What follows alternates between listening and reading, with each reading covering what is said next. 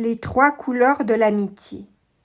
Vous vous demandez peut-être ce que les couleurs ont à voir avec l'amitié et vous vous demanderez aussi pourquoi dans ce cas-là 3 couleurs et pas davantage. Vous découvrirez qu'il y a une raison bien précise à ça. Les 3 couleurs de l'amitié sont vert, orange et jaune, et non pas vert, orange et rouge comme les feux de signalisation. Les 3 couleurs correspondent à 3 catégories de personnes. Commençons par la catégorie verte. Quel type de personne contient-elle? Il s'agit avant tout de personnes qui vous comprennent.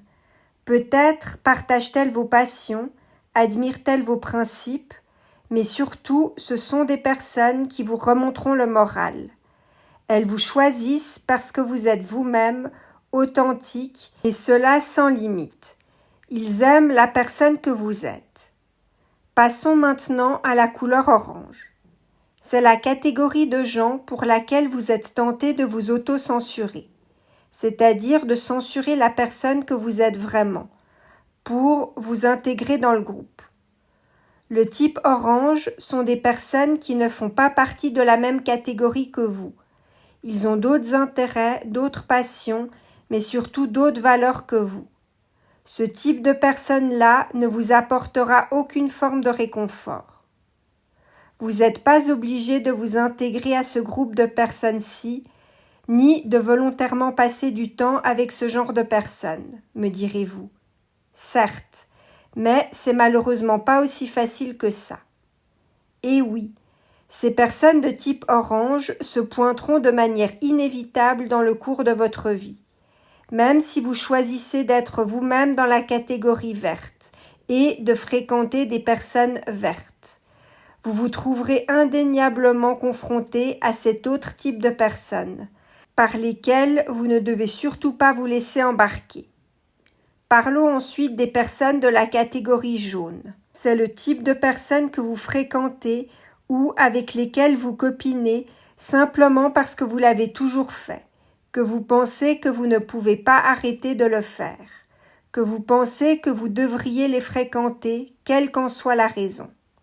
Ça peut être parce qu'il s'agit d'un membre de la famille, plus ou moins éloigné, ou de l'ami d'un très bon ami, et que donc socialement parlant, il serait délicat de ne pas fréquenter cette ou ces personnes. Il s'agit là du genre de personnes vers qui vous ne vous tourneriez jamais si vous vous sentiez fragile, si vous aviez besoin de vous confier.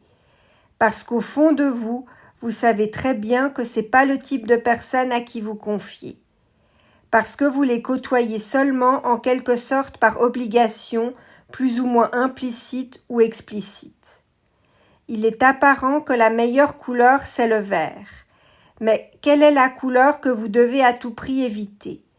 Vous pensez peut-être que c'est orange, et pourtant non, il s'agit de la couleur jaune. Par éviter, je n'entends pas à tout prix exclure ce type de personne de vos vies, parce que pour certaines raisons, ça ne sera pas toujours faisable ou gérable. Ce que j'entends par là, c'est d'éviter de vous retrouver dans la catégorie jaune, en décidant d'être vous-même, d'être authentique, donc d'être vert et de rester vert, même quand vous vous retrouvez entouré de personnes correspondant à la catégorie jaune. Ne devenez pas jaune vous-même. Ne faites pas de compromis sur votre moi authentique, simplement pour faire partie d'un groupe.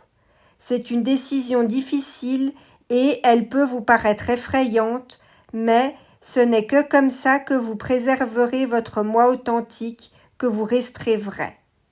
Plus vous poursuivrez votre moi authentique, plus vous vous entourerez d'un environnement vert. En étant authentique, vous attirerez des gens authentiques, donc des personnes de la même catégorie que vous. Les personnes de type orange sont néanmoins à la fois importantes et indispensables dans votre vie. Pourquoi? Parce qu'elles mettent votre détermination à l'épreuve et qu'elles mettent en valeur vos principes. Rappelez-vous que c'est normal de ne pas s'entendre avec tout le monde. Tant que vous ne compromettez pas votre vrai moi, votre moi authentique, en d'autres termes, tant que vous êtes vous-même jusqu'au bout. Vous avez peut-être tendance à craindre le type de personne orange parce que c'est inconfortable d'être défié et que vous craignez peut-être également de ne pas être apprécié, aimé, parce que par essence, l'être humain déteste ne pas être aimé. Mais c'est jaune et jaune seulement qui risquent de vous détruire, et elles le feront sans aucun remords, et même pas parce que ce sont forcément de mauvaises personnes, mais simplement parce que ce n'est pas votre type de personne et qu'à cause de cela, elles vous heurteront d'une manière ou d'une autre. Ce podcast vous a-t-il plu? Réfléchissez à votre monde relationnel. Dans quelle catégorie de personnes vous situez-vous? Vert, orange, jaune? Et dans quelle catégorie se trouvent les membres de votre famille, vos amis, les autres personnes que vous fréquentez?